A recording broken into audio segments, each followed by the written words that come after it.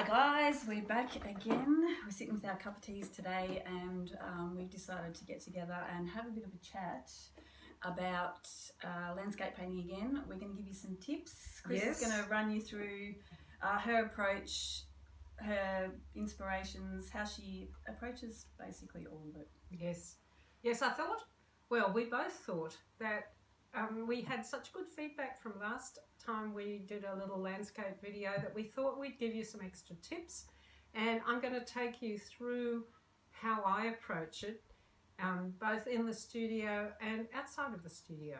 So I hope you're going to find this fun, and we're just going to quietly have our cup of tea before we get on with it. Grab a cup of yourselves, settle in. Thanks.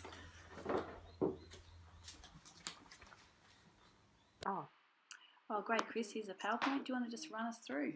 Okay, starting with the shape to use in your landscape. Can be square, can be a portrait or panoramic. And here are some composition tips.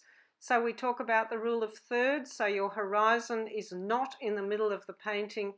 And the next thing is to look at your subject matter. So try and work out what that is. Use a diagonal here in this one. Yes, and try and lead your sight into the painting. Make some decisions about your main subject matter. It can be helpful to actually frame your subject matter so that you can work out what it is that you want to look at. Great you can tip. use a template. You can use your hands to try and frame a view. Here's one of my paintings, that first tree you saw, and I've superimposed the painting over it, and it looks like I got it roughly right. Here is the final painting, and you can see that I've made some fairly rough brush strokes too, and that helps to lead into the painting. Tim Allen's one of my favourite painters, quite moody here, the brush strokes and the feeling of perspective. Oh, and this is a great perspective too. Yes, Neil Fraser really works it, and you can see the focal point there with the arrows. And a very great sort of aerial view in this. Aerial view, Aboriginal people often do have an aerial view of the land. Oh wow, this is looking up. Yes, so Tom Roberts, a famous Australian painter from the 1800s, looking right up a gully. Strong diagonals again. Great panoramic in this one. Yes, Eugene von Gerard has got the snowy mountains with a great distance effect and a terrific foreground. John Olsen has also looked at it from above the land. You can see rivers and various landforms. John Woolsey. Multiple viewpoints. Multiple viewpoints. He's got the topographical marks, and he's also looking up at the birds. William Robinson with a 360 view from the foreground. Wow. through to takes you right through. And Cressida Campbell, she's used her thirds in a vertical framework. I love that. Yes, and so you've got that strong foreground, and Nicole Kelly leading us into a mountainscape. Again, rule of thirds. That's one of the important ones. Oh, and over to your sketches now. This is a few where you're out plein air painting, I imagine, with these. Yes, so I take my visual diary. That's something we will do later, is a visual diary video. And just taking pen and wash and capturing some scenes so that I can use them later. Great tip.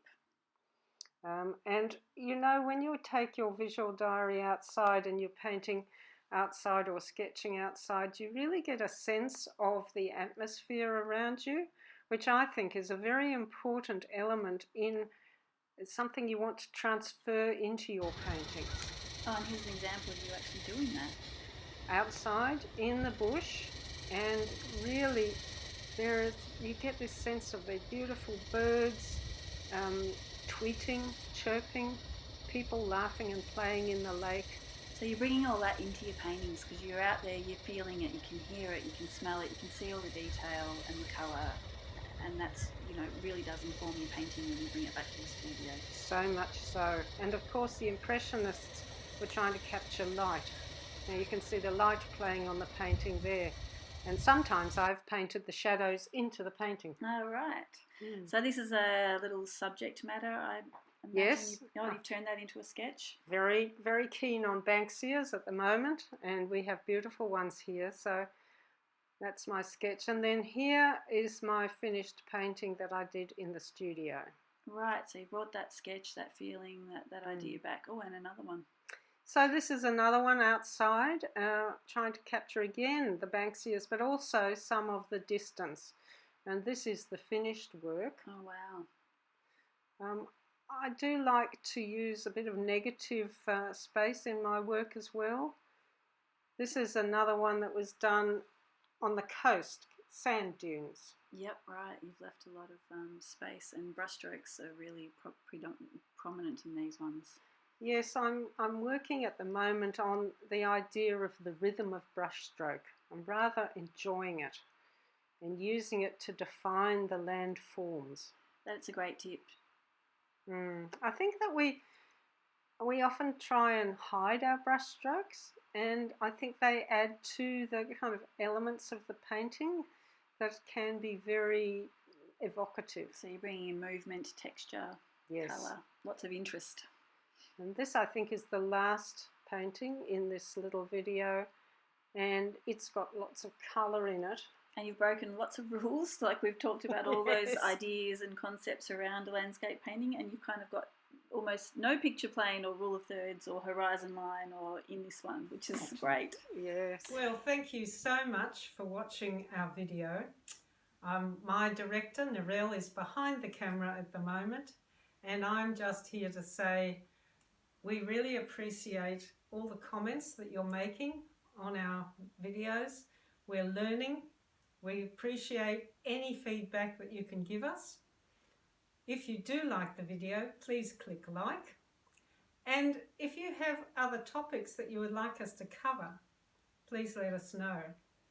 You might also notice that I have finished this painting behind me that I talked about earlier, so it's slightly different now, but had fun doing it, and I hope you have lots of fun with your painting too. Till next time. Okay.